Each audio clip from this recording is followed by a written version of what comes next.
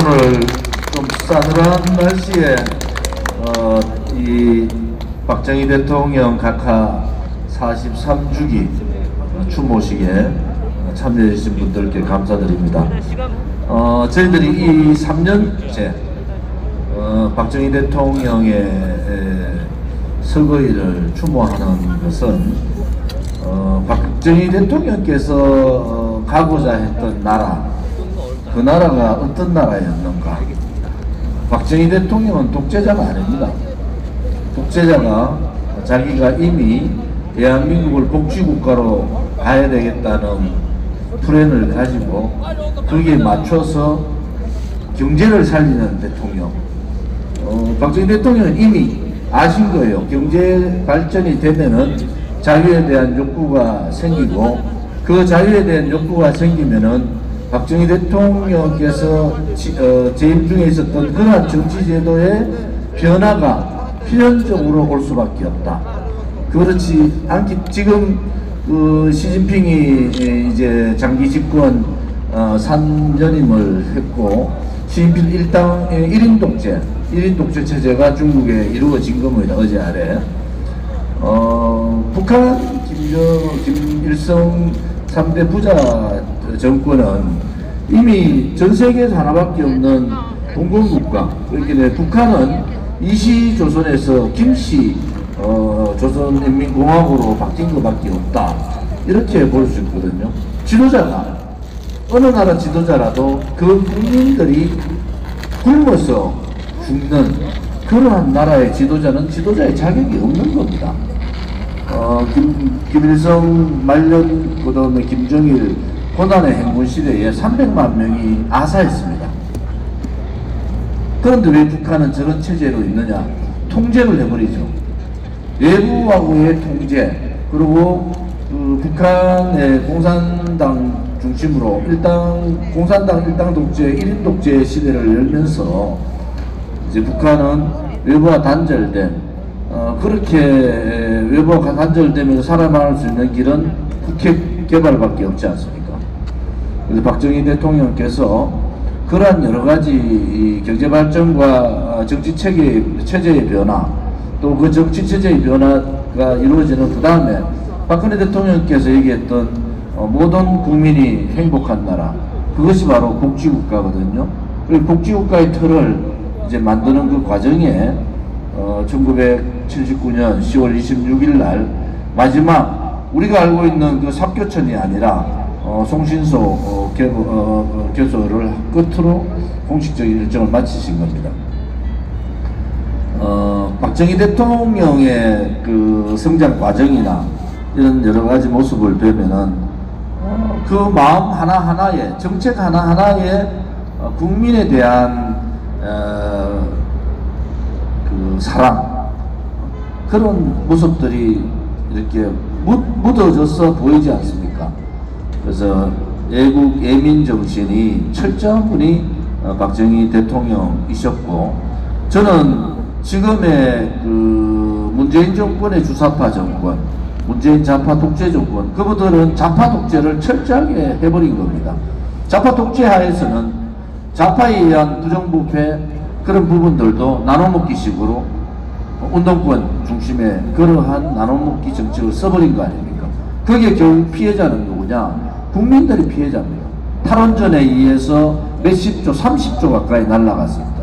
지금 아마 곧 그 전기값 인상이 제가 1.5배 정도 오를 거다 이렇게 말했고, 탈원전 정책의 새로운 방향을 모색한다 하면서 그들이 지켰던 태양광이나 풍력의 부패의 고리들이 하나하나 밝혀질 겁니다. 문재인 정권이 왜 탈원전 정책을 갖느냐? 그것은 제가 이 자리에서 4.27 판문점 선언을 보고 문재인 했어요 제가. 그래서 추미애 당대표, 그 당시 민주당 대표한테 제가 고발을 당했는데, 결국 역사는 진실을 묻을 수가 없는 겁니다. 4.27 판문점 선언에 줬던 그러한 자료들, 그리고 9.19 군사합의에 20만 북한에 동원된 핵심 북한에 동원된 북한 인민들 앞에서 2,500만이 지금은 뭐 많이 돌아가 있어서 벌써 2,200만 밖에 안 됩니다. 2,200만의 탄압과 고통과 기아와 반인권에 북한 주민들을 외면해버리는 김일성을 찬양하는 그러한 평화쇼를 우리는 직접 받지 않습니까? 20만 명의 모인 체육운동장에서 김일성 부자의 DNA를 얘기하고 얼마나 우리가 그 얘기를 들으면서 섬뜩했습니까? 결국은 반헌법적, 반대한민국, 반정체성이 뭡니까? 대한민국은 헌법적 가치를 지키는 자유민주주의 체제, 자유시장경제, 그리고 자유민주주의에 의한 자유통일, 이것이 헌법적 가치고 우리가 지향해야 될 지향, 우리가 나아가야 될 목표이고 그것이 우리한테 주어진 역사적 책무인 겁니다. 역사는 흐르지 않습니까? 문재인의 그 지긋지긋한 좌파 독재도 5년 만에 끝났고 또 그 이전에 있었던 많은 일들도 역사는 흐릅니다. 그러나 그 중심에 역사의 진실과 정의는 살아있다는 겁니다. 아무리 거짓과 선동과 조작, 음모, 기획으로 진실을 덮고 불의의 세력들이 정의인 양 불의의 세력들이 앞장서는 그러한 나대는 그러한 모습들을 우리는 보면서 대한민국에 정말 진실이 있는가? 대한민국이 정말 정의가 살아있는가? 대한민국의 국민들은 정말 정의의 편인가? 이런 의문들을 우리는 많이 가졌지 않습니까? 그렇지만 우리는 목숨을 걸고 5년간의 투쟁, 이제 6년째 들어가는 투쟁을 하고 있는데 우리 공화당은 박근혜 대통령의 탄핵의 불법 거짓 선동 조작을 알기 때문에 박근혜 대통령의 탄핵을 무효를 외쳤고 즉각적인 석방을 외치고 지금은 실질적인 명예회복을 요구를 하고 있는 겁니다. 그때 많은 일들이 지금 여러분들이 역사의 뒤안길로 넘어갈 것이 아니라 손석희가 했던 태블릿 PC는 가짜였고 그것을 가지고 국민들을 우롱한 그러한 사건이지 않습니까? 그렇게 그들이 주장했던 태블릿 PC는 법정에서 증거 채택조차 하지 못했습니다. 케이미르 재단, 그들이 케이미르 재단의 부정부패를 얘기했지만 케이미르 재단의 돈은 그대로 남아있고 케이미르 재단은 법정에서 증거 채택조차 하지 못하는 사태가 벌어진 겁니다. 국정원 세사, 국정원장 분단된 국가에서 국정원장 세 사람을 감옥에 넣었지만은 그 국정원장에 대한 무죄 선언들이 지금 일어나고 있는 겁니다. 그러면 5년 전 2016년 그 겨울부터 2017년 그 봄에 일어났던 일들은 무엇인가? 우리가 또다시 그런 일이 없다고 어떻게 누가 장담할 수 있겠습니까? 여러분, 특히 국민 여러분, 한 나라가 제대로 가려면은 그 나라에 기강이 있어야 되고 그 나라가 정의로운 나라가 돼야 되고 그 나라가 청년과 젊은이들이 열심히 일을 하면 나도 잘 살 수 있다는 그런 확고부동한 미래에 대한 예측이 돼야 되는 겁니다. 그렇지 않고 어느 지도자라 하더라도 청년의 희망과 꿈을 꺾어버리는 지도자는 그 지도자로서의 자격도 없고 그 정권, 그 정부는 대한민국에 태어나서는 안 되는 정권입니다. 우리가 이렇게 문재인 정권에 대해서 비판하고 윤석열 정부에 대해서도 우리가 비판의 얘기를 하는 것은 정의롭게 하라는 겁니다. 문재인 정권 들어와서 공평을 얘기하고 자유를 얘기하고 상식을 얘기하고 지금 윤석열 정부에서도 공정과 상식과 자유를 입으로 떠들지만은 실질적으로 문재인 좌파 독재 정권은 자기들끼리의 내노란불 정권이지 않습니까? 우리 공화당이擁호하는 것은 보수 우파 정권이라고 윤석열 정권이 얘기를 하면은 윤석열 정부는 문재인 좌파 독재 정권에 분명한 차별화를 해야 됩니다. 그들이 잘못 저질러 놓은 악법, 악책, 악습을 윤석열 정부는 깨야 되는 거예요.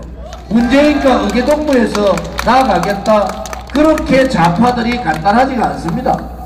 죄 없는 대통령도 조작으로 탄핵을 시키고 30년 형을 살게 만드는 그 자들 아닙니까? 이제 그 자들의 실체를 우리가 문재인 정권 5년 2016년 그 추운 겨울 2017년 박근혜 대통령이 감옥을 들어가는 그 상황을 보면서 우리는 이미 우리 공화당 동지들은 알고 있는 겁니다. 이제 국민들께서 깨달으셔야 돼요.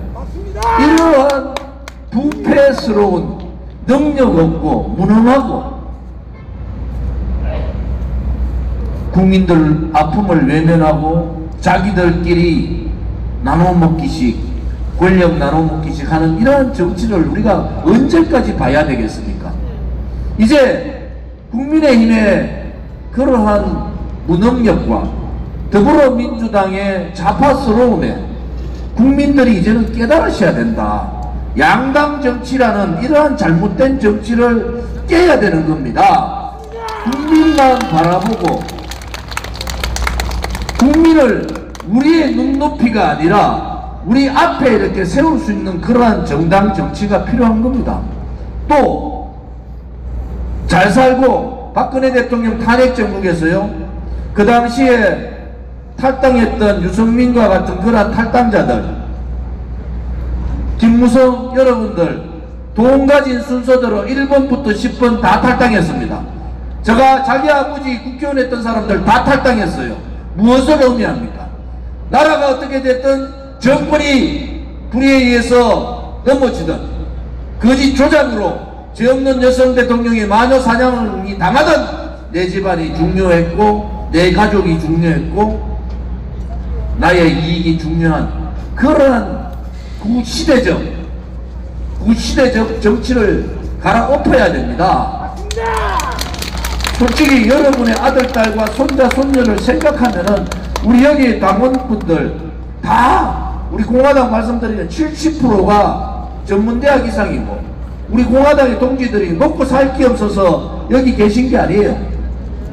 우리 김현덕 위원장님 같은 분은 외교부에 부대사 영사까지 하신 분이 우리 공화당이죠. 우리 공화당이 서울대학 우리 문대탁 고모님 서울법대 출신이고 다 녹화했어?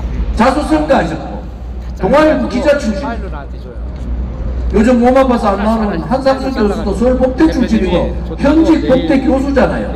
그런 분들이 왜 우리 공화당하고 같이 가고 있느냐? 우리 공화당에 가는 길이 옳기 때문에 그런 겁니다. 유일하게 정당 74년사에 민초돌로 만들어진 정당이 5년이 지났어 6년째 가고 있는 우리 공화당이지 않습니까, 여러분? 우리 공화당이 하나의 부정부패를 여러분 보셨습니까? 우리 공화당이 국민들 어려움을 대변했지 우리 스스로를 위해서 그러한 정책을 만드는 걸 보셨습니까? 이제 2022년 10월 25일 특히 내일은 박정희 대통령 각하 서거 43년 되는 날 우리 스스로도 이제는 깨달아야 됩니다. 국민이 한 번 속고 두 번 속는 것은 권모술수에 의해서 정치꾼에 의해서 부패스러운 그들에 의해서 속는다 하더라도 5년간을 속고 6년을 또 속으면은 여러분의 아들, 딸들이 사회주의 국가에 살든 대한민국다운 대한민국이 아니라 폐보적인 대한민국, 희망이 없는 대한민국에 살더라도 그 책임은 국민한테 있다는 겁니다. 국민한테. 이제 더 이상 속으시면 안 됩니다.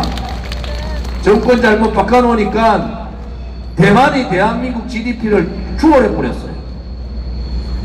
대만이라는 나라가 여러분 우리 공화당이 힘들 과정이 있었지만은 이렇게 버티고 국민들 앞에 당당하게 얘기하다. 어떤 정치인도 조은진한테 얘기하지 못합니다. 어떤 정당인도 우리 공화당을 비판하지 못합니다. 왜?